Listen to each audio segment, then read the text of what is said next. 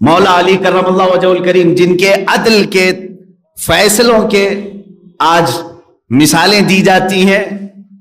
میرے عزیزوں، جب حضرت عمر فاروق رضی اللہ تعالیٰ عنہ تخت خلافت پر بیٹھتے اور جب بھی کسی کا فیصلہ کرنا ہوتا تو پہلے دیکھتے علی ہے کہ نہیں ہے، حضرت علی مجمع میں ہیں کہ نہیں ہیں، اور فرماتے اگر حضرت علی کسی مجمع میں نہ ہو تو مجھے ڈر لگتا ہے کہ میں فیصلہ کرنے میں غلط نہ ہو جاؤں.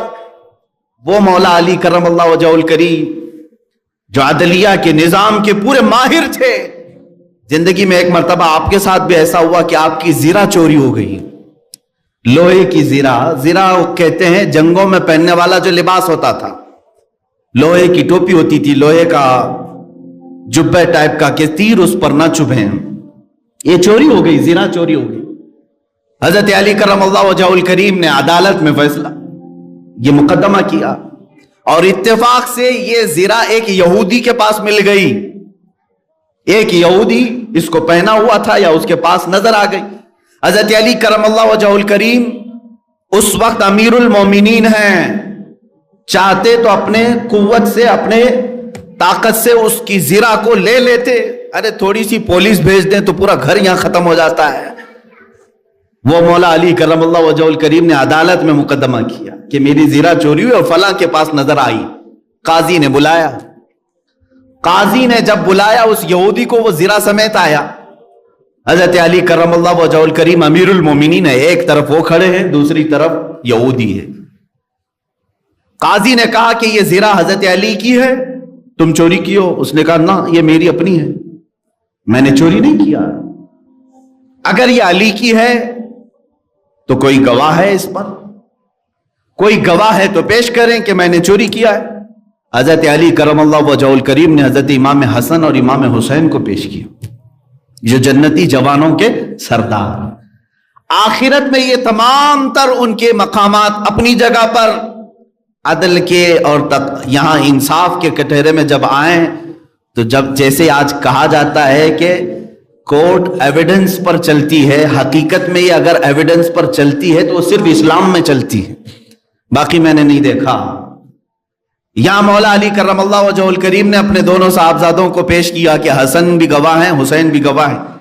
قاضی اسلام جو کرسی پر بیٹھا ہے کہا اے علی، اللہ کے نبی صلی اللہ تعالی علیہ وسلم کی حدیث میں ملتا ہے کہ بیٹوں کی گواہی باپ کے حق میں قبول نہیں کی جاتی. یہ کون امیر المومنین سے کہہ سکتا ہے؟ کرسی عدالت پر بیٹھا ہوا قاضی جسے خلیفۃ المسلمین جب چاہے اٹھائے نکالے. لیکن اسلام ایسا نہیں ہے کہ کسی کو پارلیمنٹ کی کرسی دینے کے شوق میں اور لالچ میں سپریم کورٹ کے ججوں کو بھی خرید لیا جائے. یہ اسلام کا نظام نہیں ہے. حضرت علی رضی اللہ تعالیٰ عنہ چاہتے تو کہہ دیتے کہ تو فیصلہ میرے حق میں کر دینا، تجھے بعد میں کوئی وزارت دے دوں گا جب ریٹائرڈ ہو جائے گا. حضرت علی رضی اللہ تعالیٰ عنہ کہتے ہیں اب ان کے علاوہ میرے پاس کوئی دوسرا گواہ نہیں، یہی دو ہیں، حضرت حسن اور حضرت امام حسین رضی اللہ تعالیٰ، یہی دو گواہ، ان کے علاوہ نہیں ہے. قاضی نے مقدمہ خارج کر دیا اور کہا کہ آپ کی یہ زیرہ نہیں ہو سکتی، یہ یہودی کی ہوگی، ایویڈنس پر چل رہی ہے بات. وہ یہودی کے حق میں فیصلہ ہوا، وہ لے کر کے جانے لگا کہ قاضی اسلام نے امیر المومنین کو زیرہ دلانے کی بجائے ایک یہودی کے حق میں فیصلہ کر دیا کہ یہ زیرہ یہ ہے. میرے عزیزوں، مائنورٹی کے حقوق کیا ہوتے ہیں یہ بھی اسلام میں پڑھو.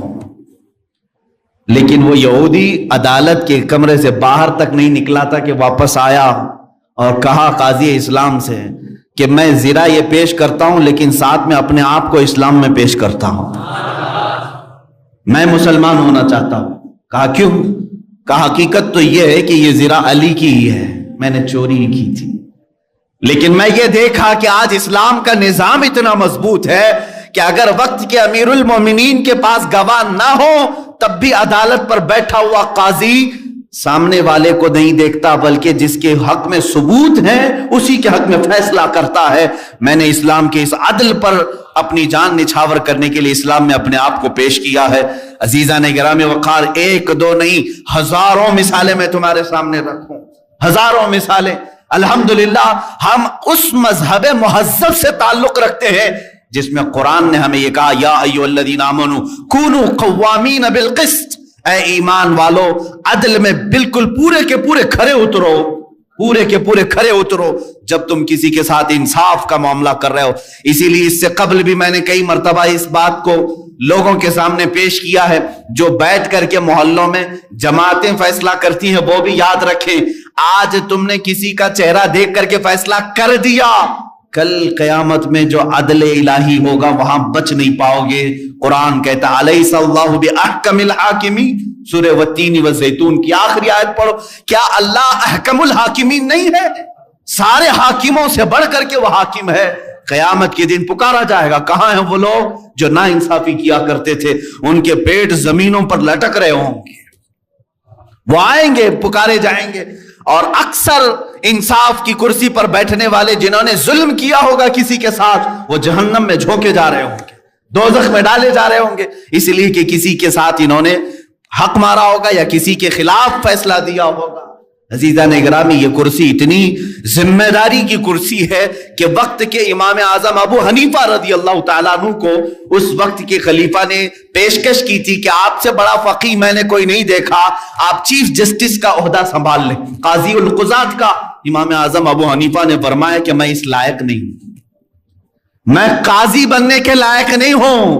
کون کہہ رہا ہے؟ امام اعظم ابو حنیفہ رضی اللہ تعالیٰ عنہ، جن کو 5 لاکھ حدیثیں یاد ہیں، ہزاروں سے زیادہ ان کے شاگرد ہیں، کروڑوں مسلمان ان کی اقتدا کر رہے ہیں آج تک۔ وہ امام اعظم ابو حنیفہ فرماتے میں اس کرسی کے قابل نہیں ہوں، قاضی بننے کے لائق ہوں۔ اب سنیے امام اعظم ابو حنیفہ رضی اللہ تعالیٰ عنہ کی حاضر جوابی۔ خلیفہ نے دربار میں حاضر کرنے کو کہا، آپ حاضر ہو گئے۔ خلیفہ نے کہا میں آپ کو قاضی بنانے کا حکم جاری کر رہا ہوں اور آپ کہہ رہے ہیں میں لائق نہیں ہوں، آپ جھوٹ بول رہے ہیں، آپ فقہ کے امام ہیں، قرآن و حدیث سے مسائل استنباط کرتے ہیں، آپ قاضی کے لائق نہیں، آپ جھوٹ بول رہے ہیں۔ امام اعظم ابو حنیفہ رضی اللہ تعالیٰ عنہ نے ادب سے کہا اے خلیفۃ المسلمین، اب آپ ہی فیصلہ کر لیں، آپ کی نظر میں اگر میں جھوٹ بول رہا ہوں تو جھوٹے کو قاضی کیسے بنا سکتے؟ اگر آپ کی نظر میں جھوٹ بول رہا ہوں تو پھر جھوٹ بولنے والے کو تو قاضی بنانا ہی نہیں چاہیے۔ امام احمد بن حنبل رضی اللہ تعالیٰ عنہ کے ایک صاحبزادے وہ قاضی تھے، زندگی پر امام احمد بن حنبل ان کے گھر میں نہیں جاتے تھے، اس لیے کہ وہ ڈرتے تھے کہ کہیں اس نے انصاف میں کہیں اونچ نیچ نہ کر دیا ہو۔ حالانکہ وہ عدل کا وہ زمانہ تھا جہاں صحابہ کرام کا ماحول تو یہ تھا کہ امیر المومنین عمر فاروق رضی اللہ تعالیٰ عنہ جمعہ کے درمیان کھڑے ہیں تو صحابی کو پوچھنے کا حق تھا کہ آپ کا جبہ اتنا لمبا کیسے ہو گیا، دوسروں کا اتنا نہیں بنا ہے۔ کپڑے سب کو تقسیم ہوئے تھے، جو مال غنیمت میں آئے تھے آپ کو بھی ملے تھے، آپ کا بڑا ہو گیا، ہمارا سب کا نہیں بنا۔ یہ سوال کرنے کا حق بھی صحابہ کو اللہ کے نبی نے دیا تھا کہ ہمارا دین آج جس کو ہم لے کر کے چل رہے ہیں کتنا بکھر گیا۔ سچ کہا تھا حالی نے کہ اے خاصان رسول وقت دعا ہے، امت پہ تیرے وقت جب آ کے پڑا ہے، جو دین نکلا تھا بڑی شان سے اپنے وطن سے، آج وہ پردیس میں غریب الغربا ہے۔ آج دین اسلام کو ہم نے اجنبی بنا کر رکھا ہے، ہمارے گھروں میں ہی نہیں ہے، ہماری ذات پر نہیں ہے، ہم تو پھر دوسرے کو کیا تانا دیں گے؟ آپ اسلام زندہ باد کا نعرہ لگاتے ہیں اور اب اسلام کی حقانیت کو بلند و بالا انداز میں بیان کرتے ہیں، سڑکوں پر آ جاتے ہیں۔ تمہیں سڑکوں پر آ کر احتجاج کرنے کی کیا ضرورت ہے؟ تم اگر اسلام کو اتنا ہی پسند کرتے ہو تو اپنی بیویوں پر کیوں نہیں اسلام پسند کرتے؟ اپنی بچیوں پر، اپنے گھر والوں پر اسلام کو کیوں نہیں پسند کرتے؟ انہیں بے پردہ باہر جب گھمایا جاتا ہے تب اسلام زندہ باد کا نعرہ کیوں نہیں؟ یہ شادی ہال میں کبھی جا کر دیکھیں، یہ پارٹیوں میں جا کر دیکھیں، اندازہ بھی نہیں ہوتا کہ یہاں مسلمانوں کا جم غفیر ہے۔ میرے عزیزو، ایک حدیث عرض کرتا ہوں، حضرت ابو دردہ رضی اللہ تعالیٰ عنہ سے منسوب ہے، حضرت عمر فاروق رضی اللہ تعالیٰ عنہ کا زمانہ خلافت ہے اور عادل کے وہ بادشاہ ہیں، بیٹھے ہوئے تھے، ایک شخص کو پکڑ کر لایا گیا عدالت میں، کہا گیا کہ اس نے قرض لیا ہے اور یہ دیتا نہیں ہے، تو جو قرض خواہ تھے وہ بھی صحابی تھے. انہوں نے کہا کہ یہ اجنبی آدمی مدینے کا تو ہے نہیں، لیکن میں نے اس کو پیسے دیے تھے، یہ واپس نہیں لوٹاتا اور آئیں کائیں کرتا رہتا ہے، بہانے بناتا ہے. حضرت عمر فاروق رضی اللہ تعالیٰ عنہ نے اس اجنبی شخص سے کہا اب تم کیا کہنا چاہتے ہو؟ تمہیں قید میں ڈال دیا جائے گا، تم اس کے پیسے ادا کرنا چاہتے ہو یا نہیں؟ اس نے کہا مجھے 2 دن کی مہلت چاہیے، میں جاؤں گا اور لا کر کے واپس اس کی رقم ادا کر دوں گا جو مجھ سے تقاضا کر رہے. حضرت عمر نے کہا کہ تو جائے گا یہاں سے چھوڑ کر اور واپس آئے گا نہیں آئے گا اس کا کیا بھروسہ؟ کوئی ہے تیری جو ضمانت لے گا؟ یہاں پر کورٹ بھی جب ہمیں بیل لیتی ہے تو ایک ضامن کھڑا کرتی ہے کہ اس کی ضمانت کون لیتا ہے. تو یہ تو پرانا دستور ہے. آپ نے پوچھا کوئی ہے تیری ضمانت لے گا؟ اگر تو نہیں آئے گا تو ہم اس کو پکڑیں گے. اس نے مجمع میں دیکھا کوئی اس کی پہچان والا تو ہے نہیں. تھا تو یہ مسلمان لیکن اس کے گہرے تعلقات کسی سے ہے نہیں. نظر ڈالا، اس نے کہا میں کسی کو پہچانتا نہیں اس میں سے، اور کون میری ضمانت لے گا؟ صحابہ اکرام بیٹھے ہوئے تھے، سب تو جانتے ہیں کہ ایک اجنبی ہے اور بھاگ گیا تو آئے گا نہیں. لیکن اس کے باوجود ایک صحابی ہیں حضرت ابو درداء کھڑے ہوتے ہیں، کہتے ہیں امیر المومنین میں اس کی ضمانت لیتا ہوں، میں اس کی ضمانت دیتا ہوں. کہا تم جانتے ہو اس کو؟ کہا جانتا تو نہیں، اتنا ہے کہ یہ مسلمان ہے، اتنا ہے کہ میرے آقا صلی اللہ تعالی علیہ وسلم کا غلام ہے. کہا کہ اگر یہ واپس 2 دن کے اندر نہیں آیا تو ابو درداء نے کہا امیر المومنین آپ مجھے گرفتار کر سکتے ہیں، میں اس کی جگہ پر قید میں چلا جاؤں گا. تو آپ نے لکھوا دیا اور اس شخص کو چھوڑ دیا، جاؤ 2 دن کا تمہارے پاس ٹائم ہے، لوٹ آ جاؤ. وہ چلا گیا. لوگوں میں تو یہی مشہور تھا ایک بار جو چھوٹ گیا وہ عدالت سے واپس کہاں آتا ہے، کب وہ کسی کے شکنجے میں آئے گا. 2 دن کا وقت گزر گیا اور شام ہو گئی، وہ آیا نہیں. مغرب کا وقت تھا، اس سے پہلے امیر المومنین نے کہلا بھیجا کہ ابو درداء سے کہو کہ اپنی گرفتاری دے دے. جس کی وہ ضمانت لیا تھا وہ آیا نہیں ہے. عدالت پھر سے لگی. قرض خواہ جنہوں نے قرض دیا تھا وہ بھی تھے اور حضرت ابو درداء کو لایا گیا. کہا کہ میں تیار ہوں. وہ نہیں آیا، لیکن ابھی عدالت ختم ہونے سے پہلے دیکھا کہ وہ شخص واپس لوٹ آیا، مال بھی لے کر کے آیا اور کہا کہ امیر المومنین مجھے تاخیر ہو گئی، میں معافی چاہتا ہوں، راستہ ایسا تھا ویسا تھا، لیکن میں لوٹ آیا اور جس کی یہ امانت ہے وہ واپس کرتا ہوں. حضرت عمر فاروق رضی اللہ تعالیٰ عنہ نے فرمایا ٹھیک ہے، جس کا قرض ہے، جس کے تم نے لیے تھے اس کو لوٹا دو. اس نے جب وہ قرض خواہ جو صحابی تھے ان کو لوٹانے کی بات کی کہ آپ کی امانت آپ لے لیں، تو کھڑے ہوئے اور کہا کہ میں معاف کر دیتا ہوں، جو تو نے لیا تھا اس کو میں نے معاف کر دیا، جاؤ. تو حضرت عمر فاروق رضی اللہ تعالیٰ عنہ فرماتے ہیں کہ پھر یہ مجلس دیکھی تو اس اجنبی شخص سے پوچھا تو چاہتا تو بھاگ جاتا، تو چھوڑ کر چلا جاتا، واپس نہیں آتا تو کون پکڑ کر لاتا؟ تو کس علاقے کا ہے یا کہاں جاتا؟ واپس کیوں آیا؟ جانتے ہو اس نے کیا جواب دیا؟ امیر المومنین آپ سچ کہہ رہے ہیں، میں ایسی جگہ چلا جاتا جہاں سے لوگ مجھے پکڑ کر نہ لاتے، تھوڑی سی رقم ضرور تھی، میں بچا کر کے چلا جاتا، لیکن دل میں یہ خیال آیا کل کو دنیا یہ کہے گی رسول اللہ کے غلام دھوکے باز ہوتے ہیں، کہیں اللہ کے نبی صلی اللہ تعالی علیہ وسلم کے اوپر کوئی انگلی نہ اٹھائے کہ حضور کا غلام ایک مسلمان دھوکہ دیتا ہے. اس لیے میں واپس لوٹ آیا. میرے لیے دنیا حقیر ہے، میرے مصطفیٰ کی نسبت بہت بلند ہے. امیر المومنین نے ابو درداء سے پوچھا کہ اے ابو درداء، تم ایک اجنبی شخص کی ضمانت لینے کو تیار ہو گئے، تمہارے اندر کیا جذبہ آ گیا ایسا؟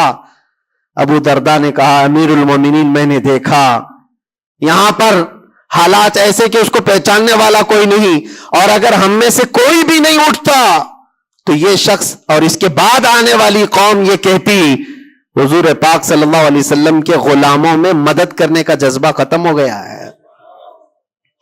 نبی پاک صلی اللہ تعالی علیہ وسلم کے غلاموں میں مدد کرنے کا جذبہ چلا گیا. کوئی اگر یہ تانا مارتا اسی لیے میں کھڑا ہو گیا, زیادہ سے زیادہ کیا ہوتا کہ میں قید میں چلا جاتا, لیکن میرے نبی کی ذات پر کوئی انگلی تو نہیں اٹھا سکتا.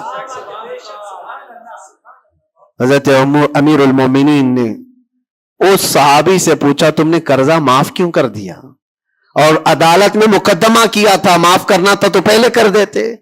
آپ نے کہا کہ میں اس کو پہلے پہچانتا نہیں تھا, لیکن یہ جب 2 دن کا موقع لے کر گیا بھی اور واپس لوٹ آیا بھی تو امیر المومنین میرا تو یہ حق بنتا ہے کہ میں اس مسلمان کا قرض معاف کر دوں, اس لیے کہ میرے دل میں بھی یہ خیال آیا کہ اگر میں معاف نہ کرتا تو کل کو دنیا یہ کہتی کہ رسول اللہ کے غلاموں میں معاف کرنے کا جذبہ بھی چلا گیا.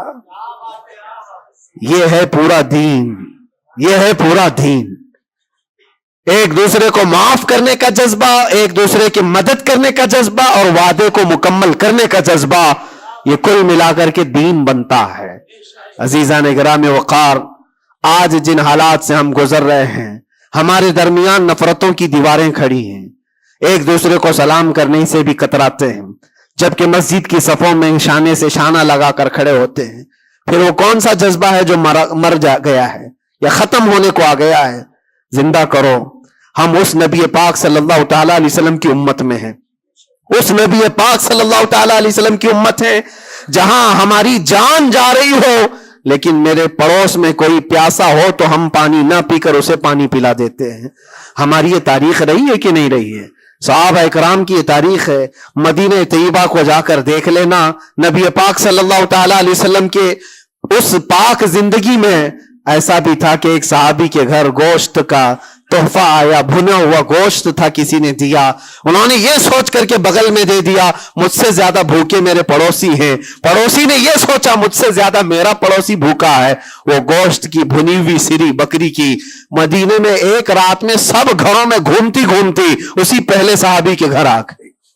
ہر ایک کو یہ خیال تھا مجھ سے زیادہ حق اس کا ہے, ہر ایک کو یہ خیال تھا مجھ سے زیادہ اس کا حق ہے. عزیزان گرامی وقار, آج جو حالات ہیں وہ بہت بدلے ہوئے لگتے ہیں, بہت بدلے ہوئے لگتے ہیں کہ ہر ایک کو یہ لگتا ہے سب سے زیادہ حقدار میں ہوں, مجھ پر ہی رحم ہونا چاہیے, میری مدد ہونی چاہیے, دوسرے کی ہو یا نہ ہو. یہ تمام باتیں صرف اس لیے کہہ رہا ہوں کہ ائمۃ المسلمین اور عامتہم جو حدیث پاک میں آیا ہے, مسلمانوں کے امام, مسلمانوں کے لیڈر, ان کے بارے میں خیر خواہی کرنا یہ بھی دین ہے. اور آج تو جن حالات کو دیکھ رہے ہیں ہم, الیکشن کا ماحول ہے, ہر ایک کی نظر لوگوں کے صرف ووٹ پر لگی ہوئی ہے, اور پھر اس کے بعد پتہ نہیں 5 سال تک تو ڈھونڈتے رہو, پتہ بھی نہیں ملتا. لیکن ان حالات میں مسلمانوں کو یہ چاہیے کہ وہ اپنے حق رائے دہی کا پورا استعمال کریں. تمہارے کچھ حقوق ہوتے ہیں, تمہارے بھی کچھ مطالبے ہونے چاہیے. ہر قوم آج ووٹ دینے سے پہلے اپنے مطالبے رکھتی ہے کہ ہمارے محلہ بڑا خستہ حال ہے, اس کی گٹر بنا دو, اس کے فلاں کر دو, بجلی پانی صحیح کر دو. یہ ضروریات زندگی کے مطالبے تو رکھتی ہی ہے. مسلمانوں کے مطالبے کہاں چلے گئے؟ ہمارے حقوق کے بارے میں کبھی بات کیوں نہیں رکھی جاتی؟ اسی لیے میرے عزیزو, میرا مشن تو صرف اتنا ہے, ہمارا لیڈر وہی ہے جو ناموس رسالت کے لیے کھڑا رہتا ہے. ہم اس کو لیڈر بھی مانتے ہیں جو میرے آقا صلی اللہ تعالی علیہ وسلم کی عزت کے لیے کھڑا رہے. اس لیے کہ میرے عزیزو, ہمارا پورا ایمان یہی ہے, ہمارا پورا ایمان یہی ہے. اور آپ کو پتا ہے محمد کی محبت دین حق کی شرط اول ہے, اسی میں ہو اگر خامی تو سب کچھ نامکمل ہے. اور اگر تم نبی پاک صلی اللہ تعالی علیہ وسلم کی محبت اور ان کی عظمت کے لیے کھڑے ہو گئے تو دنیا یوں ہی سنور جائے گی. آپ کو پتا ہے ڈاکٹر اقبال نے کیا ایک بہت پیارا حل دیا تھا ہمیں, بہت پیارا حل ہے. مسائل تو بہت ہیں, ہم بھی چاہتے ہیں ہمارے لیڈروں کے پاس رکھیں. ہماری ایجوکیشن کے مسائل ہیں, ہمارے گھر بار کے, ڈرینیج کے, روڈ کے, لائٹ کے, پانی کے, بہت سارے مسائل ہیں. اس کے علاوہ غربت کے مسائل, جاب لیس نوجوانوں کے مسائل, بہت ساری چیزیں ہیں. کیا کیا مسئلے رکھے اور پھر قوم کے اندر جو خرابیاں آئی ہیں وہ تو ایک پہاڑ کے برابر ہیں. ہر دوسرا تیسرا نشے کا عادی ہے, ہر دوسرا تیسرا اخلاق سے گرا ہوا ہے. یہ تمام معاملات, عورتوں میں بے حیائی, نوجوانوں میں نشہ کی عادت, یہ تمام چیزیں دیکھ دیکھ کر ہم سوچتے ہیں کن کن مسئلوں پر بات کریں اور کس کس چیز کا علاج کرنے کے لیے نکلیں. تو ڈاکٹر اقبال نے ایک بات بتائی تھی. وہ دنیا گھوم کر کے آئے ہوئے انسان تھے. وہ پیرس گئے, اٹلی گئے, جرمن گئے اور وہاں کے قوموں کی ترقیاں بھی دیکھی, اور اس کے بعد واپس آ کر کے کہا میں نے اپنی قوم اور حضور کی امت کی ترقی کو بہت گہرائی سے دیکھا. 8-10 سال کا ریسرچ کیا, میں نے معلوم کیا کون سی فیلڈ میں اپنے نوجوانوں کو اتارا جائے تو یہ کامیاب ہوں گے, کون سا ایسا میدان ہے جس میں مسلمانوں کو جمع کر دیا جائے تو یہ ترقی میں آ جائیں گے. سائنس ہے, فزکس ہے, جغرافی ہے, ایسٹرونومی ہے, بہت ساری چیزیں ہیں, کس چیز میں اتارا جائے. تو ڈاکٹر اقبال کہتے ہیں میں نے بہت غور و فکر کیا, آخر کار اس نتیجے پر پہنچا کہ اس امت کی کامیابی کا صرف ایک ہی نقطہ ہے, ایک ہی راز ہے کہ محمد سے وفا تو نے, تو ہم تیرے ہیں. یہ جہاں چیز ہے کیا, لوح و قلم تیرے ہیں, لوح و قلم تیرے ہیں. ہر مسئلے کا حل اس بات پر ہے. اسی لیے میں فوکس کرتا ہوں میرے عزیزو, نبی پاک صلی اللہ تعالی علیہ وسلم کی عزت کی حفاظت کے لیے جو کھڑا ہوتا ہے, اللہ تعالیٰ اس کے سارے مسائل کو یوں حل کر دیتا ہے. اسی لیے آیت کریمہ بھی میں نے یہ پڑھی, ان ینصرکم اللہ فلا غالب لکم. اللہ فرماتا ہے اگر اللہ تمہاری مدد کر دے تو دنیا میں سے کوئی ایسا نہیں جو تم پر غلبہ حاصل کر سکے. کوئی غالب نہیں آ سکتا اگر اللہ مدد کر دیا. وَإِن يَخْذُلْكُمْ فَمَنْ ذَا الَّذِي يَنْصُرُكُمْ مِنْ بَعْدِهِ. اللہ فرماتا اور اگر اللہ گرا دے تو دنیا کی کوئی طاقت تمہاری مدد نہیں کر سکتی, کوئی طاقت مدد نہیں کر سکتی. ایک بات, بہت ساری چیزیں ہم نے سیکھی ہیں. جیل کے اندر کے حالات انشاءاللہ کبھی طویل داستان پوری میں بیان کروں گا, لیکن ایک بندے کو دیکھا تھا, اس کے گھر والے بھی چھوڑ چکے سب, اس کو چھوٹا سا ایک کیس ہے لیکن جیل کے اندر اس کی ضمانت ہوتی نہیں. گھر والے کرانا چاہے تو ہو جائے 4 دن 5 دن میں, لیکن کوئی چاہتا نہیں. تھوڑا سا مانسک سنتولن بگڑتا چلا گیا, دماغی توازن کھونے لگا. ہوتا کیا تھا سنو, وہ ایک نارمل نوجوان تھا اور مہینہ گزر جاتا, کوئی ملاقات کے لیے بھی نہیں آتا گھر والا, تو جیل میں ہنگامہ کرنے لگ جاتا, مار توڑ, اور پھر نہ جانے کیسی کیسی حرکتیں. تو جیلر پریشان ہو کر کے اس کے گھر فون لگاتا, اس کے باپ کو کہتا کہ بھائی تم اپنے بیٹے سے ایک بار ملنے تو آ جاؤ, وہ ہنگامہ کر کے رکھا ہے, کبھی ملاقات بھی نہیں لیتے ہو. اس کا باپ آیا, آ کر کے ملاقات لیا اور بیٹے نے پوچھا کہ کب چھوٹ رہا ہوں میں, کب نکلوں گا میں.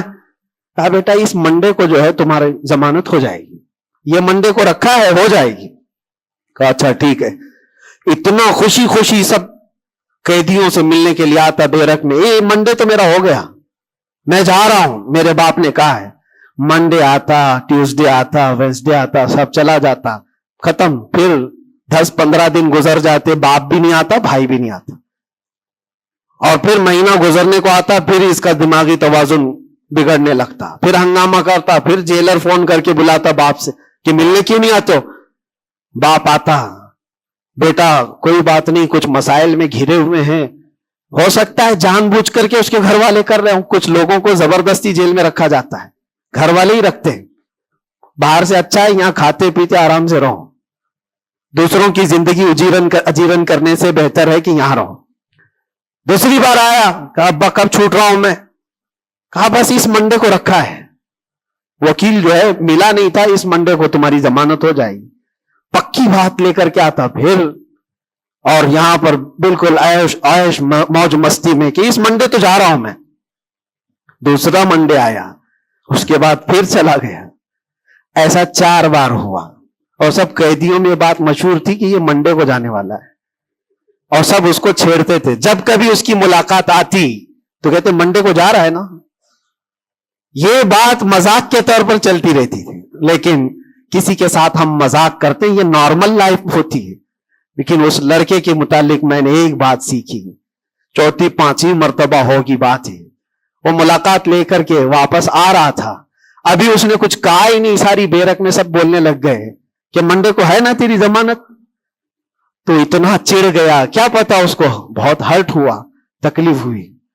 اس نے گرج کر کے چیخ چیخ کر کے کہا، گالی دے کر کے کہا قیدیوں کو کہ تم سب گھرے ہوئے لوگوں، ایک بات میری سن لو، خدا جس دن میرا لکھ دے، جس دن لکھ دے، اس دن سب کے منہ تمہارے کالے ہوں گے اور کوئی مجھے دروازے میں اندر نہیں رکھ سکتا. جس دن میرے چھوٹنے کا وہاں سے آ جائے پروانہ لکھا ہوا کہ یہ دن یہ بندہ چھوٹنے والا ہے، اس کے بعد وہ کہتا ہے مجھے یہاں کا پرائم منسٹر بھی نہیں روک سکتا. میں نے دیکھا اتنا یقین ہے اس کو. ایک تو اپنے باپ سے ہر بار سنتا تھا اس بار ضمانت ہو جائے گی، اس بار ضمانت ہو جائے گی، اور حقیقت میں میرے عزیزوں یہ جمعرات کا دن تھا جب وہ اپنے باپ سے ملاقات کر کے آیا تھا اور اس کو تانا مارا جا رہا تھا منڈے کو جا رہا ہے. تب اس نے کہا تھا جس منڈے کو بھی میرا رب لکھ دے، جس دن بھی لکھ دے کہ اس کو اس دن یہاں سے نکلنا ہے، پوری طاقتیں مل کر کے بھی مجھے دروازے کے اندر نہیں رکھ سکتی. اتفاق کی بات ہے اسی منڈے کو اس کی ضمانت بھی ہو چکی تھی. وہ جا بھی رہا تھا، بسترے اٹھایا، سارا سامان اٹھایا اور سب کو پلٹ کر کہنے لگا دیکھا حقیقت میں جو بیل ملتی ہے، جو ضمانت ملتی ہے وہ رب ذوالجلال کے فیصلوں سے ہوتی ہے. یہ یقین اور توکل کی بات میں عرض کر رہا ہوں. عزیزان گرامی وقار، بہت سارے ایسے مسائل ہیں، اسی لیے میں آپ سے کہتا ہوں اگر اللہ مدد کر دے تو کوئی غالب نہیں آ سکتا، اور اگر اللہ تعالیٰ گرا دے تو پھر کوئی مدد بھی نہیں کر سکتا. اسی لیے اللہ تبارک و تعالیٰ کی مدد کس کے لیے آتی ہے وہ بھی قرآن کہتا ہے وَكَانَ حَقًّا عَلَيْنَا نَصْرُ الْمُؤْمِنِينَ.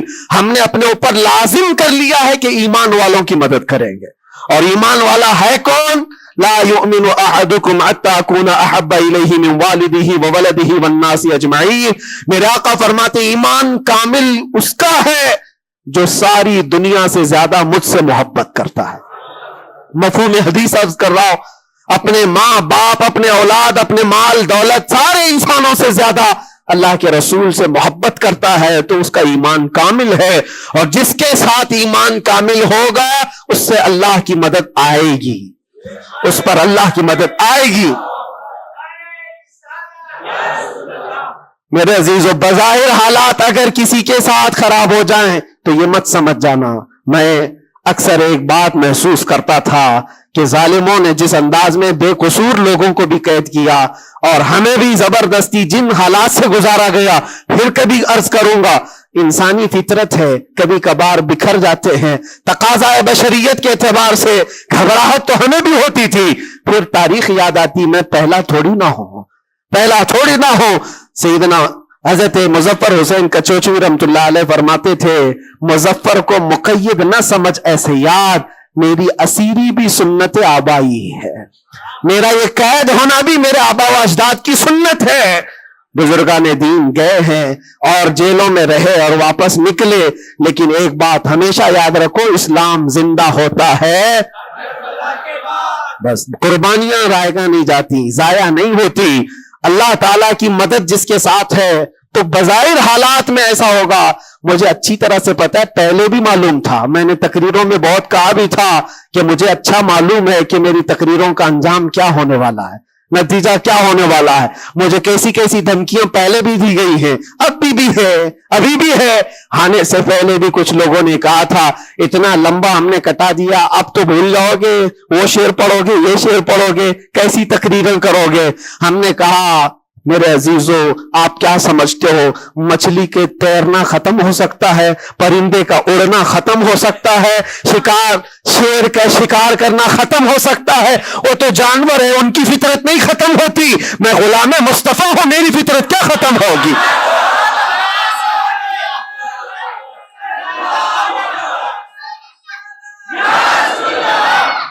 میں غلام مصطفیٰ ہوں، حق بات بولنا میری فطرت ہے، اور ہم اپنی فطرت سے بغاوت نہیں کرتے.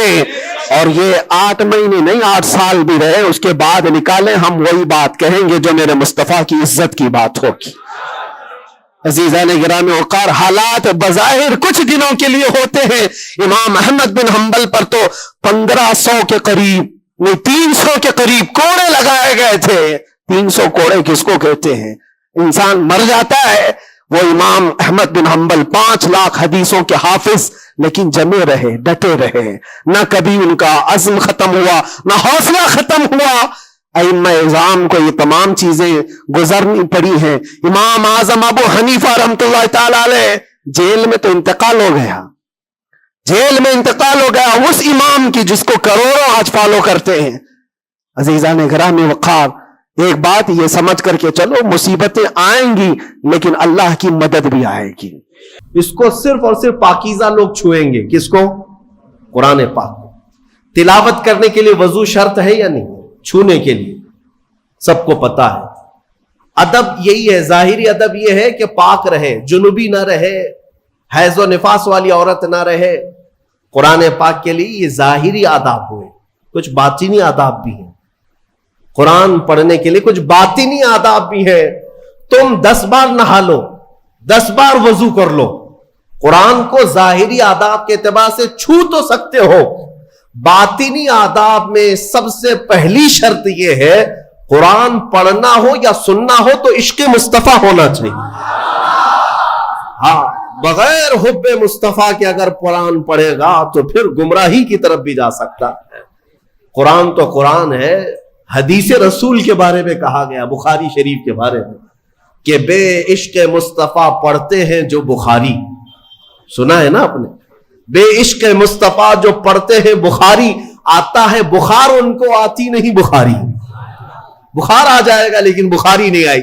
جب بخاری کے لیے عشق مصطفیٰ ضروری ہے تو پھر قرآن کے لیے کتنا ہے. اس لیے سب سے پہلی چیز میں آپ کو یہ بتا دوں، قرآن پڑھنا ہے یا سننا ہے، عشق مصطفیٰ شرط ہے، شرط ہے. محمد کی محبت دین حق کی شرط اول ہے. اسی میں ہو اگر خامی تو سب کچھ نامکمل ہے. قرآن کی ایک آیت سنا ہوگا نا آپ نے، لقد جاءکم من اللہ نور، قد جاءکم من اللہ نور و کتاب مبین. مشہور آیت ہے. اللہ فرماتا ہے بے شک، بے شک اللہ کی طرف سے ایک روشن کتاب، قد جاءکم من اللہ نور و کتاب مبین. بے شک اللہ کی طرف سے ایک نور آیا اور ایک روشن کتاب. ایک نور آیا اور ایک روشن کتاب. توجہ چاہتا ہوں، کیا چیزیں آئی اللہ کی طرف سے؟ ایک نور آیا اور ایک روشن کتاب. نور کون ہے سنیوں کو سمجھانے کی ضرورت نہیں. دوسرے لوگ تعویل کرتے ہیں نور سے مراد وہ ہے، نور سے مراد یہ ہے.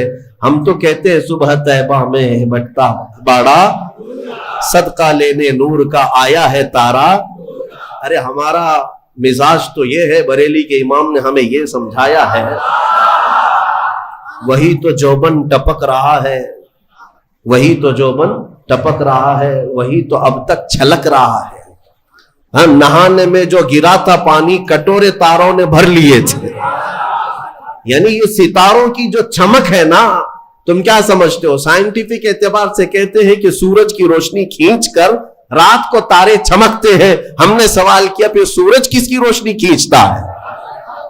سورج کس کی روشنی کھینچتا ہے؟ وہ روشنی سمجھنے کے لیے بریلی کے امام کی زبان میں پڑھنا پڑے گا.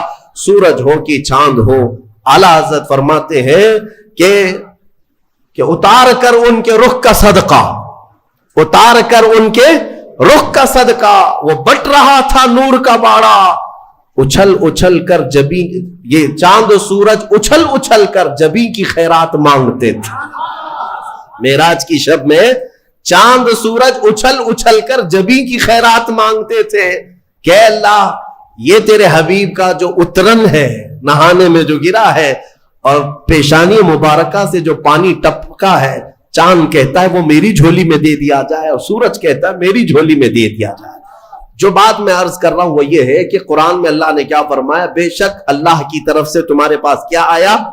ایک نور آیا اور دوسرے روشن کتاب. جس کو ہم نے آج پڑھا وہ روشن کتاب.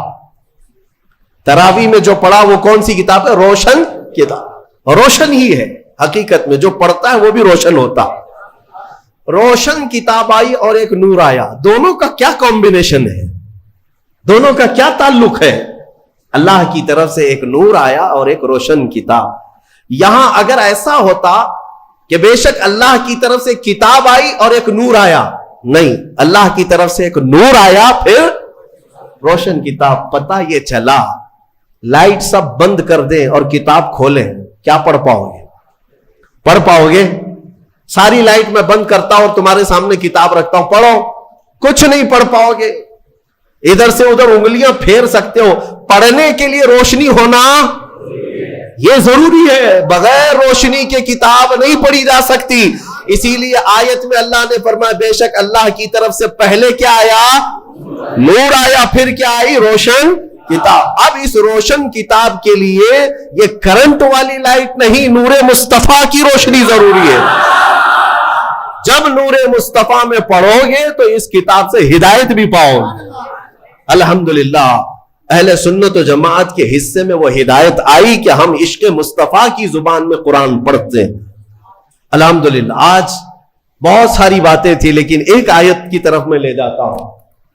کچھ لوگوں کو قرآن سے ایسی ایسی چیزیں نکالنے کی عادت ہے کہ کہیں حضور کی شان میں کچھ کمی نظر آ جائے کہ حضور پاک صلی اللہ علیہ وسلم کو یہ نہیں تھا, وہ نہیں تھا, ان کو وہی چیزیں ملتی ہیں. حالانکہ قرآن کا مفہوم وہ نہیں ہے, سمجھ کا ان کے قصور ہے. عربی سے نابلد ہے, ناشنا ہے, کچھ بھی اٹکل پچھو مار کے ترجمے میں گمراہ ہو جاتے ہیں. لیکن قرآن نے آداب سکھائے. توجہ چاہتا ہوں.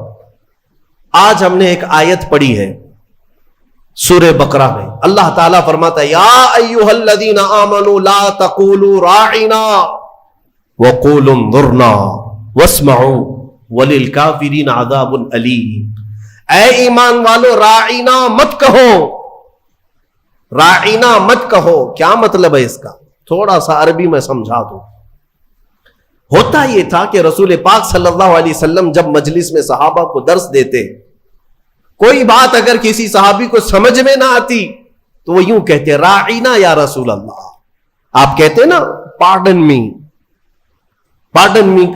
ایک ٹیچر کو کہا جاتا ہے کہ دوبارہ ارشاد, دوبارہ ارشاد. کیوں؟ کہ آپ دوبارہ بیان فرمائیں تاکہ میں اور سمجھ سکوں.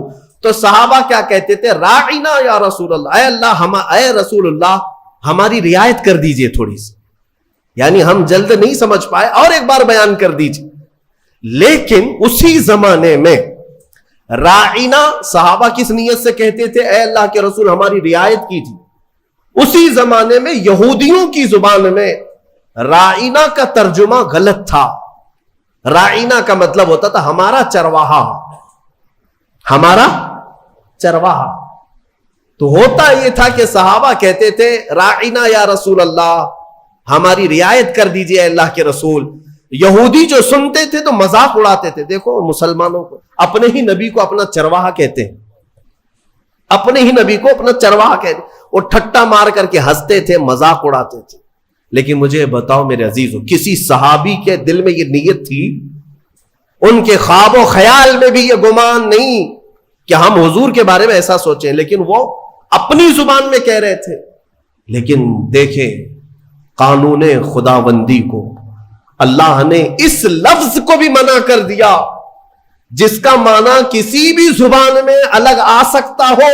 وہ جملہ میرے نبی کی شان میں بولا ہی نہ جائے, بولا ہی نہ جائے. اور عام لوگوں کو نہیں, امت میں اگر سب سے اچھے لوگ کوئی تھے تو رسول کے صحابہ تھے. ان کو اللہ نے تنبیہ کرتے ہوئے فرمایا اے ایمان والو آج کے بعد سے راعینا نہ کہو. جب اگر دوبارہ کہنے کی بات آئے حضور کی بارگاہ میں تو کیا کہو؟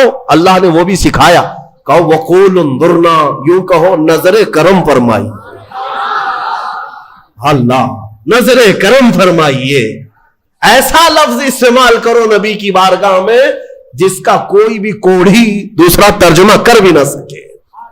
کوئی بھی دل کے کوڑ والا مریض جو گستاخ ہے, بغض رکھتا ہے, عداوت رکھتا ہے, وہ ایسا تصور بھی نہ لا سکے. عزیزان گرامی, صحابہ کو جب یہ تنبیہ کر دی گئی تھی, اب ہمارا اور تمہارا حال کیا ہے؟ بعض ایسے لوگ ہیں جو نبی پاک صلی اللہ تعالی علیہ وسلم کے لیے, حضور پاک صلی اللہ تعالی علیہ وسلم کے لیے الفاظ کی ہیرا پھیری کے ساتھ وہ شان رسالت میں تنقیص کرنے کو اور گستاخی کرنے کو یہ سمجھتے ہیں کہ ہم بہت پڑھے لکھے لوگ ہیں, ہم بہت ایجوکیٹڈ لوگ. صحابہ کو جب یہ تنبیہ کر دی گئی کہ آپ رائنا نہیں کہیں گے آج کے بعد, اور اتنا ہی نہیں بلکہ آگے یہ بھی تنبیہ کر دیا رب تعالیٰ نے, وَقُولُوا انظُرْنَا وَاسْمَعُوا, یہ کہنے کی ضرورت بھی کیوں آئے گی, غور سے سنا کرو. جب نبی بیان کرے تو غور سے سنا کرو. صحابہ کو اتنی تنبیہ ہے. دوسری آیتیں ہیں سورہ حجرات کی, وہ پڑھیں گے تو اش کر جائیں آپ. مولا فرماتا ہے لا ترفعوا اصواتکم فوق صوت النبی, تم میں سے کوئی بلند آواز سے نبی کی بارگاہ میں بات بھی نہ کرے. صحابہ کو کہا گیا. یہ بھی آیت کس کے لیے اتری تھی؟ ایک صحابی تھے جن کو سنائی کم دیتا تھا, حضرت قیس. کم سنائی جس کو دیتا ہے نا وہ بلند آواز سے بات کرتا ہے. تجربہ معلوم ہوگا آپ کو, جس کو کم سنائی دیتا ہے وہ اونچا بولتا ہے. اس صحابی کی عادت تھی, وہ زور سے کہتے تھے یا رسول اللہ آپ نے کیا کہا. مولا کو یہ بھی پسند نہیں تھا. عتاب نازل فرمایا کہ اگر تم نے بلند آواز سے بات کی میرے نبی کے دربار میں, جتنے اعمال تھے اب کے سب ضائع ہو گئے, سب ختم ہو گئے. ان تحبط اعمالکم وانتم لا تشعرون, تمہیں گمان بھی نہیں ہوگا, تمہیں پتہ بھی نہیں چلے گا, سارے اعمال ضائع کر دیے جائیں گے.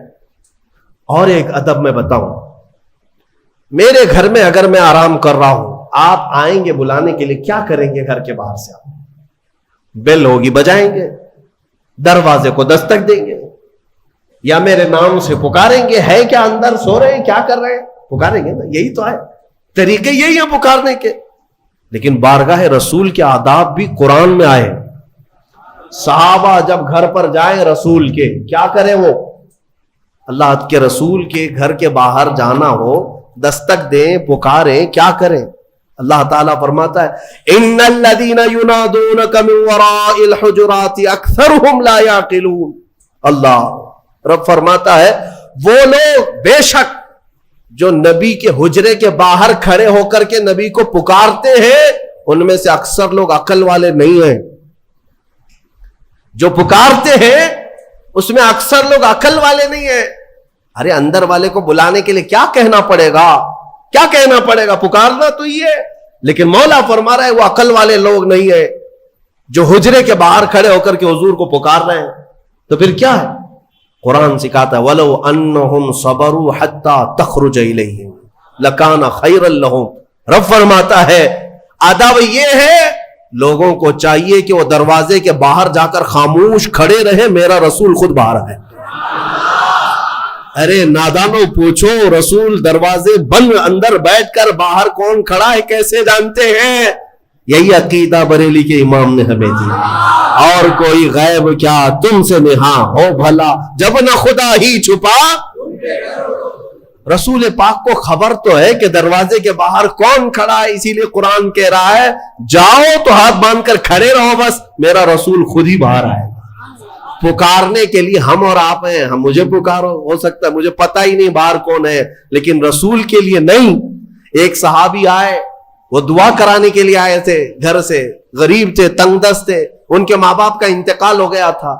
یہ سوچ کر کے گھر سے نکلے آج میرے والدین کی مغفرت کی دعا کراؤں گا اور میری غریبی دور ہو جائے, تنگ دستی دور ہو جائے, اس کے لیے حضور سے سفارش کروں گا. آئے لیکن دیکھا مجمع ایسا حضور کو سمیٹے بیٹھا ہے, بڑے بڑے صحابہ سامنے, ان کو جانے کی ہمت نہیں ہوئی, دور بیٹھے رہ گئے. عصر سے مغرب تک انتظار کیا, موقع نہیں ملا. مغرب کی اذان ہوئی, نماز کے لیے میرے آقا تشریف لائے. نماز کے بعد پھر حضور بیٹھے, لیکن بڑے بڑے صحابہ نے گھیر لیا.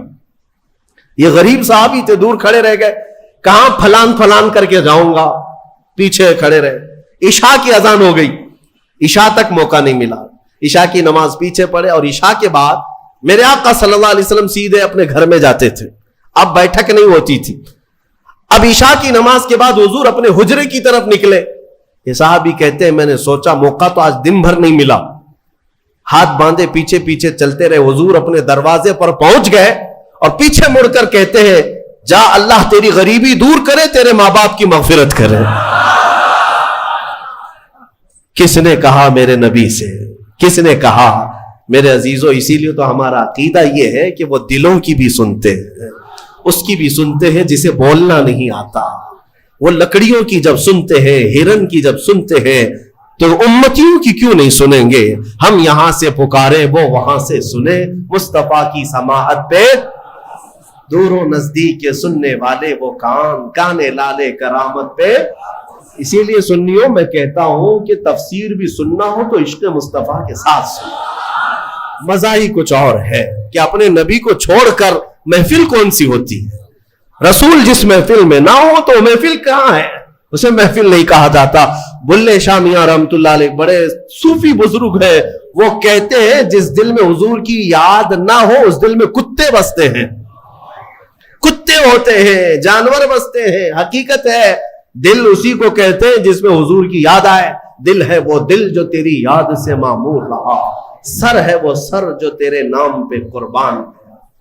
हाँ, दिल और सर वही है जो हुजूर के लिए हो, हुजूर के लिए ना हो तो फिर ये कद्दू का एक टुकड़ा है और दिल जो है सीने के अंदर वो गोश्त का एक छितरा है और कुछ नहीं।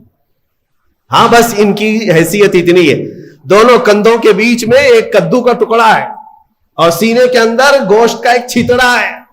इसे दिल मत कहना और इसे सर मत कहना। दिल कहने के लिए जरूरत इस बात की है कि देखो पहले उसमें हुब्बे मुस्तफा है या नहीं।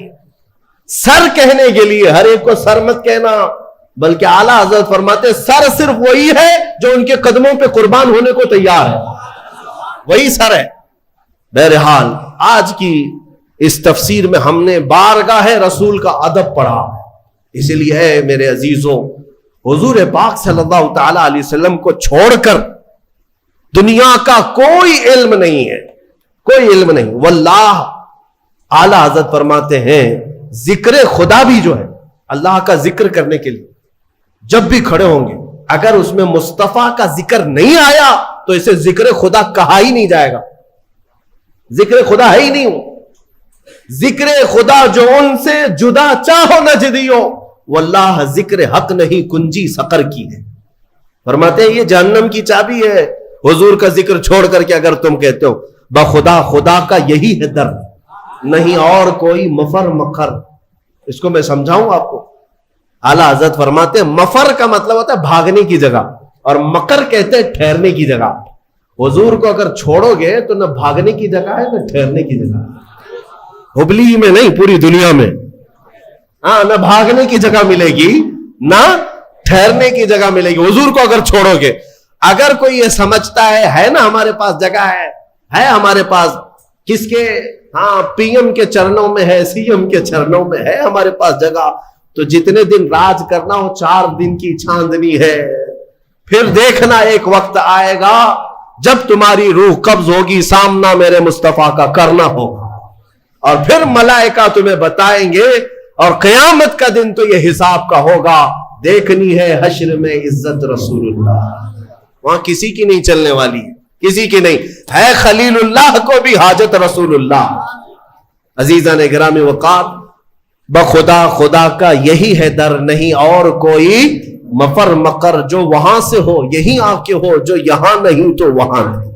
अल्लाह ने फरमाया जो जिन लोगों ने तुमसे लड़ाई नहीं की, कत्ल और क़िताल नहीं किया और ना तुमको तुम्हारे घरों से कभी निकलने पर मजबूर किया, तो अल्लाह ताला ऐसे लोगों से तुम्हें मिलने जुलने से मना नहीं करता।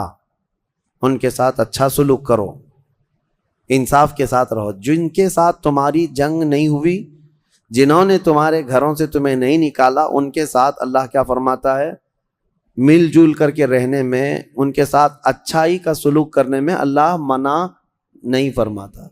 इन्नमा यनहाकुमुल्लाहु अनिल्लज़ीना क़ातलूकुम फ़िद्दीन। हाँ, अल्लाह ताला उन लोगों से तुम्हें मिलने से मना करता है जिन्होंने दीन में तुमसे जंग किया है। व अखरजूकुम मिन दियारिकुम, और तुमको तुम्हारे घरों से, तुम्हारे शहरों से निकाला है, या फिर तुम्हारे निकालने पर दूसरों की मदद की है। ऐसे फसादी लोगों से अल्लाह फरमाता है तुम कोई मुआलात मोहब्बत हरगिज़ ना रखना, और जो ऐसे लोगों से मोहब्बत रखता है वो बड़ा जालिम है। अब आप समझ गए, जो दुश्मनाने इस्लाम हैं, जो मुसलमानों को कत्ल करते हैं या उनको उनके घरों से निकालते हैं, ऐसों से दोस्ती के लिए कुरान इजाज़त नहीं देता। हाँ, जिन्होंने तुम्हारे साथ कत्ल क़िताल नहीं किया, न ही तुम्हारे घरों से निकाला, उनके साथ तुम اچھا سلوک کرو. قرآن میں ہے ان تبروہم، اچھا سلوک کرو. وتقسطوا الیہم، ان کے ساتھ انصاف کا معاملہ کرو. بے شک اللہ تعالیٰ انصاف کرنے والوں کو پسند کرتا ہے. یہ دونوں آیتیں ہمیشہ یاد رکھنا چاہیے، ورنہ یہ نکالتے ہیں ایک آیت اور ہر جگہ بیان کرتے ہیں کہ قرآن میں جو ہے کافروں کو مارنے کا حکم ہے، قتل کرنے کا حکم ہے، کافروں سے دوستی نہ کرنے کا حکم ہے. یقیناً کون سے کافر؟ قرآن میں اللہ نے فرما دیا جنہوں نے تم سے جنگ کیا ہے، جو تمہارے جان کے دشمن ہیں، تمہارے دین کے دشمن ہیں، اور تم کو تمہارے گھروں سے نکالا یا نکالنے پر مدد کیا. یہ تو کامن سی بات ہے. دنیا میں کوئی بھی قوم کیوں ایسوں سے دوستی کرے گی؟ تو میرے عزیزو یہ بات یاد رکھ لیں. اور سورہ ممتحنہ کی شروع کی آیتیں جو ہیں اللہ نے فرمایا یا ایھا الذین آمنوا لا تتخذوا عدوی وعدوکم اولیاء، اے ایمان والو میرے دشمنوں کو اور اپنے دشمنوں کو دوست کبھی مت بناؤ. تلقون الیہم بالمودۃ وقد کفروا بما جاءکم، تم ان کے لیے محبت پیش کرتے ہو جبکہ وہ اللہ کی نعمت آیتوں کو جھٹلا دیتے ہیں جو کچھ آیا ہے. اور جنہوں نے رسول کی دشمنی کی ہے تم ان سے دوستی بگاڑتے ہو. قرآن پاک میں تنبیہ کے ساتھ سختی کے ساتھ کہا گیا ہے. اور اگر تمہاری اولاد ہو، تمہارے جو کچھ بھی ہو، تمہیں فائدہ نہیں دیں گے اگر کافر ہیں تو اس بات کو سمجھ کر کے چلے. پھر سورہ مجادلہ میں جو پیغامات تھے اس میں سے ایک یہ ہے، اللہ تعالیٰ نے فرمایا الم تر الی الذین نہوا عن النجوی، کیا آپ نے نہیں دیکھا ان لوگوں کو جن کو منع کیا گیا ہے کانا پھوسی کرنے سے؟ اللہ تعالیٰ نے منع فرمایا. جب کوئی 3 لوگ بیٹھے ہوں تو اللہ فرماتا چوتھا اللہ ہے. تم اگر خفیہ باتیں کر رہے ہو، کانا پھوسی کر رہے ہو، ما یکون من نجوى ثلاثة الا هو رابعهم ولا خمسة الا هو سادسهم، اگر 5 لوگ بیٹھ کر کے کر رہے ہو تو چھٹا رب تبارک و تعالیٰ ہے. تو اس طرح کی حرکتوں کو منع کیا گیا ہے. یہ کانا پھوسی کرنا، خفیہ باتیں کرنا، کس طور پر؟ جب لوگ تمہارے سامنے بیٹھے ہوں. اب مثال کے طور پر 8-10 لوگوں کی محفل بیٹھی ہے، 2 ہی لوگ بیٹھ کر کے اس میں خسر پھسر کر رہے ہوں تو یہ اخلاق سے گری ہوئی بات ہے. کیونکہ دوسروں کے دلوں میں شیطان شک ڈال دے گا کہ یہ میرے ہی متعلق کچھ بول رہے ہیں، اور ہر ایک یہی سوچنے لگے گا کہ یہ میرے خلاف پلاننگ چل رہی ہے. اس طرح کی حرکت کرنے سے پرہیز کرنا چاہیے، بچنا چاہیے. اللہ تعالیٰ نے فرمایا کتب اللہ لأغلبن انا ورسلی، اللہ نے یہ لکھ دیا ہے کہ اللہ تبارک تعالیٰ فرماتا ہے ضرور ضرور اللہ ہی غالب آئے گا اور اس کے رسول غالب آئیں گے. اور پھر یہ ایک آیت یہ بھی میں آپ کو سنا دوں، لا تجد قوما یؤمنون باللہ والیوم الآخر یوادون من حاد اللہ ورسولہ ولو كانوا آباءهم او ابناءهم او اخوانهم او عشیرتهم. اللہ فرماتا ہے محبوب آپ ایسے لوگوں کو نہیں پائیں گے جو اللہ پر اور آخرت پر ایمان رکھتے ہوں. ایسے مومنین کبھی بھی اللہ اور اس کے رسول کے دشمنوں سے دوستی ہرگز نہیں کریں گے، چاہے ان کے باپ ہوں، چاہے ان کے بھائی ہوں، چاہے ان کے خاندان والے ہوں، چاہے ان کے بیٹے ہوں، دوستی نہیں کریں گے. یہ قرآن کی آیت ان صحابہ کے لیے ہے. ایک بار حضرت ابو عبیدہ بن جراح، ان کے متعلق یہ روایت ہے، بارگاہ رسول صلی اللہ علیہ وسلم میں آئے، ایک کپڑے میں کسی کا کٹا ہوا سر لے کر کے آئے جس سے خون ٹپک رہا تھا. حضور نے پوچھا یہ کیا ہے؟ سر وہ کپڑا ہٹا کر دکھایا، کہا یہ میرے باپ کا سر ہے. کہا کس نے قتل کیا؟ کہا میں نے کیا. کیسے؟ انہوں نے کہا کہ حضور بہت برداشت کیا، جب میں گھر جاتا تھا یہ آپ کو گالیاں دیتا تھا، ہر بار یہ آپ کو گالیاں دیتا، اور میں اس کو بارہا سمجھاتا کہ جو کوسنا ہے، جو بولنا ہے مجھے بول، میرے مصطفیٰ کی شان میں کوئی جملہ نہ کہنا. لیکن یہ مجھے جلانے کے لیے ہمیشہ آپ کی شان میں بری بری باتیں کہتا. آج میں شکار سے واپس آ رہا تھا، اپنے معمول کے مطابق یہ مجھے بولنے کی بجائے آپ کی شان میں گندی گالیاں دینے شروع کیا. مجھ سے برداشت نہ ہوا اور میں نے تلوار اٹھائی اور چلا دیا، گردن کٹ گئی. پھر مجھے احساس ہوا کہ میں نے جس کا قتل کیا اگر مجھے یہ سزا ہے تو میں بارگاہ مصطفیٰ میں حاضر ہوتا ہوں، جو سزا ہوگی قبول کروں گا۔ حضور پاک صلی اللہ تعالیٰ علیہ وسلم کے پاس وہ آئے اور کہا کہ میری جو سزا ہے وہ دے دے۔ اسی وقت یہ آیت اتری، اللہ نے فرمایا ایمان والے چاہے ان کا باپ ہو چاہے بیٹا ہو، ایسوں کی وہ ذرا برابر رو رعایت نہیں کرتے جو اللہ اور اس کے رسول کے دشمن ہیں۔ تو اللہ کے نبی صلی اللہ تعالیٰ علیہ وسلم نے فرمایا کہ تمہارے اس عمل کو اللہ تبارک و تعالیٰ نے گناہ نہیں فرمایا، بلکہ آیت میں اللہ نے فرمایا رضی اللہ عنہم ورضوا عنہ، اللہ ان سے راضی ہوا، اللہ ان سے راضی ہوا اور وہ اللہ سے راضی ہوئے، اللہ ان کو جنت میں داخل فرمائے گا۔ اصل رشتہ ہمارا حضور پاک کی ذات سے جڑا ہوا ہے، اگر یہ رشتہ سلامت ہے تو ہمارے سارے رشتے ہیں، اور اگر یہ رشتہ نہیں ہے تو پھر ہمارے کوئی رشتے نہیں ہیں۔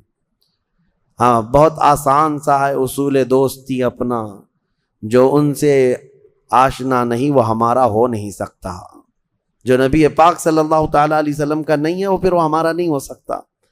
سورہ صف کی ہم نے تلاوت کی جس میں اللہ نے صحابہ کی تعریف فرمائی، ان اللہ یحب الذین یقاتلون فی سبیلہ صفا کأنہم بنیان مرصوص، بے شک اللہ تعالیٰ ان مجاہدین سے بہت محبت کرتا ہے کہ جب وہ اللہ کی راہ میں جہاد کے لے جاتے ہیں تو ایسی صف بناتے ہیں جیسے سیسا پلائی ہوئی دیوار ہو، کوئی ان کی صفوں کو نہیں چیر پاتا۔ آپ کو پتہ ہے حضرت عمر فاروق رضی اللہ تعالیٰ عنہ کا قتل کرنے والا نماز کی حالت میں آپ کو قتل کیا گیا تھا۔ آپ فجر کی نماز پڑھا رہے تھے، ایک رکعت ہو چکی تھی، اور حضرت عمر فاروق رضی اللہ تعالیٰ عنہ کو ابو لولو مجوسی پیچھے سے آ کر ایسا وار کیا تھا کہ حضرت عمر فاروق رضی اللہ تعالیٰ عنہ کی پیٹھ سے وہ زخم سینے کی طرف آیا اور آپ مصلی پر گر گئے۔ لیکن یہ جو صحابہ مسجد نبوی میں نماز پڑھ رہے تھے کسی نے نماز نہیں توڑی۔ حضرت عمر فاروق رضی اللہ تعالیٰ عنہ جب مصلی کے کنارے گر گئے تو حضرت عبد الرحمن بن عوف رضی اللہ تعالیٰ عنہ آگے بڑھے اور ایک رکعت انہوں نے کمپلیٹ کرائی۔ یہ نہیں کہ بھگدڑ مچ گئی، خلیفہ وقت 10 سال جنہوں نے خلافت کیا ہے حضرت عمر فاروق، امیر المومنین شہید ہو چکے یا مصلی پر گر چکے، بھگدڑ مچ گئی انہیں۔ پیچھے سے حضرت ابن عوف آگے بڑھے، انہوں نے نماز کمپلیٹ کرائی ایک رکعت، اور سلام پھیرنے کے بعد جس نے قتل کیا تھا اس کو ڈھونڈنا ہی تو تھا۔ لیکن میں جس وجہ سے یہ واقعہ عرض کر رہا ہوں کہ وہ مسجد سے باہر جا ہی نہ سکا۔ کیوں؟ صحابہ کی صفیں اتنی مضبوط ہوتی تھی کہ کسی صف کو وہ پھلان ہی نہیں سکا۔ انہی صفوں کی تعریف میں اللہ نے فرمایا یہ اللہ کے رسول کے غلام صحابہ مجاہدین ایسی صف بناتے ہیں جیسے سیسا پلائی ہوئی دیوار ہے۔ کوئی اس میں سیسا پلائی ہوئی دیوار کا مطلب یہ ہوتا ہے کہ اس میں سوراخ بھی کرو تو سوراخ نہیں ہوتا، سیسے والی دیوار میں، سیمنٹ کی دیوار میں سوراخ تو ہو جاتا ہے، سیسے کی دیوار میں ہوتا بھی نہیں، بڑا مشکل ہے۔ تو صحابہ کی صفوں کی اللہ نے تعریف فرمائی۔ آج ہماری صفیں کہاں ہیں؟ اللہ ہمیں وحدت صفوف عطا فرمائے، یعنی صفیں اللہ تعالی ہمیں متحد رکھنے کی توفیق عطا فرمائے۔ اور حدیث پاک ہے جس نے صف کو توڑا اللہ اسے توڑ دے گا، من قطع صفا قطع اللہ، جو صف کو قطع کرتا ہے۔ صف توڑنے کا مطلب یہ ہے کہ نمازوں میں بھی اگر آپ نے کشادگی رکھی جس کو فرجہ کہتے ہیں، اسی لیے سنت ہے میرے آقا صلی اللہ علیہ وسلم کی، جب بھی جماعت کے لیے کھڑے ہوتے نماز کے لیے، حضور رکعت باندھنے سے پہلے صحابہ سے کہتے استووا واعتدلوا، سیدھے ہو جاؤ، برابر ہو کر کھڑے ہو جاؤ، استقیموا، کندھے سے کندھا ملا لو، یہ تاکید کر کے پھر جماعت شروع کرتے۔ میرے آقا کی سنت تھی یہ۔ کیوں؟ اس لیے کہ فرمایا گیا جب دو لوگوں کے بیچ میں گیپ ہوتا ہے، جگہ خالی ہوتی ہے، تو وہاں شیطان داخل ہو کر دونوں کے دلوں میں وسوسے ڈالتا ہے۔ صفوں کو مضبوط کرنا ضروری ہے۔ پھر سورہ جمعہ کی ہم نے تلاوت کی ہے۔ سورہ جمعہ میں اللہ تعالیٰ نے یہودیوں کے عالموں کی ایک صفت بیان کی، مثل الذین حملوا التوراۃ ثم لم يحملوها کمثل الحمار يحمل اسفارا۔ یہ تورات کے عالم جو ہیں ان کا حال تو ایسی ہے کہ کتاب تو پوری ان کو یاد رہتی ہے لیکن عمل نہیں کرتے۔ وہ ایسی ہے جیسے گدھے کے اوپر کتابیں رکھی ہوں، گدھے کے اوپر بہت ساری کتابیں رکھ دی ہو تو گدھا علامہ نہیں بن جاتا، گدھا مولانا نہیں بن جاتا. گدھے کے اوپر بخاری شریف رکھ دو، مسلم شریف رکھ دو، ترمذی شریف رکھ دو، کیا بڑا مولانا بن جائے گا گدھا؟ بس یہ ہے کہ وہ کتابیں اٹھایا ہوا ہے. ایسے کتابیں اٹھائے ہوئے بہت سارے وہ لوگ ہیں جو بے عمل لوگ ہیں، یعنی کتابیں پڑھ تو لیے ان لوگوں نے، بہت ساری چیزیں یاد تو کر لی لیکن عملی طور پر نہیں آ سکے. ان کے متعلق قرآن پاک میں یہ آیت آئی ہے. اور اس کے بعد رب تعالیٰ فرماتا ہے یہودیوں کی صفت یہ ہے کہ یہ کہتے ہیں کہ ہم اللہ کے بہت پیارے ہیں.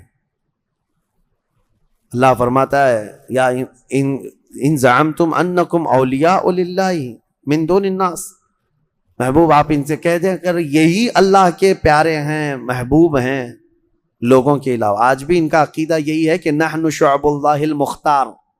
یہ کہتے ہیں پوری کائنات میں اللہ کی چنی ہوئی جماعت ہم ہیں، یہودی چنی ہوئی جماعت ہیں، یہ منتخب ہیں. تو اللہ تعالیٰ نے ان کو چیلنج کے طور پر کیا فرمایا، اگر یہ اللہ کے پیارے ہیں جیسا کہ ان کا گمان ہے تو محبوب آپ ان سے کہہ دیں موت کی تمنا کریں اللہ سے ملنے کے لیے. فَتَمَنَّوُا الْمَوْتِ إِن كُنتُمْ صَادِقِينَ، اگر سچے ہو تو موت کی تمنا کرو. کیونکہ اللہ نے ایسی چیز کا ان کو چیلنج دیا جو یہودی چاہتے ہی نہیں، یہودی مرنا ہی نہیں چاہتے. ان کے ہاں سلام بھی کرتے ہیں تو 1000 سال، یہ کہتے ہیں بھائی تم 1000 سال جیو، وہ اس کو بولتا ہے تو بھی 1000 سال جیے. اور قرآن میں ہے اگر اللہ ان کو 1000 سال کی عمر بھی دے دے، لو يعمر 1000 سنة، اگر ان کو 1000 سال کی بھی عمر دے دی جائے تو بھی ان کا پیٹ نہیں بھرتا، یہ اور جینا چاہتے ہیں. آج یہ پوری ایڑی چوٹی کا زور لگا کر کے بیٹھے ہیں کہ کسی طرح سے ہم موت پر کنٹرول حاصل کر لیں، موت ہمارے ہاتھ میں آ جائے، پھر جو ہے دوسروں کو مارتے رہیں گے اور ہم زندہ ہی رہ جائیں گے. یہ جینے کے بہت بڑے حریص ہیں اور اللہ نے ان کو چیلنج کے طور پر فرمایا اگر تم کہتے ہو کہ اللہ کے سچے دوست تم ہی ہو تو موت کی تمنا کرو. قرآن میں خود رب تعالیٰ نے جواب دیا وَلَن يَتَمَنَّوْهُ أَبَدًا وَلَا يَتَمَنَّوْنَهُ أَبَدًا بِمَا قَدَّمَتْ أَيْدِيهِمْ. اے محبوب یہ ہرگز تمنا نہیں کریں گے موت کی، پوچھ کے دیکھ لیں ان کو، کیونکہ ان کی کرتوت ایسی ہیں کہ یہ مرنا ہی نہیں چاہتے. واللہ علیم بالظالمین، اللہ فرماتا ہے اللہ ظلم کرنے والوں کو جانتا ہے. لیکن میرے عزیزو، امت محمدیہ کے جو مومنین ہیں یہ موت سے ڈرتے نہیں، بلکہ ہمارا ایک لقب ہے زمانے میں کفن بردوش. کفن بردوش کا مطلب ہے کہ یہ اپنے کندھے پر کفن لے کر چلنے والی قوم ہے، اسے موت سے خوف نہیں ہے. اسی کو تو اقبال نے کہا تھا کہ انگریز پورے مسلمانوں کو دیکھ کر کے ایک بات کہتے تھے یہ فاقہ کش موت سے ڈرتا نہیں، ذرا روح محمدی اس کے بدن سے نکال دو.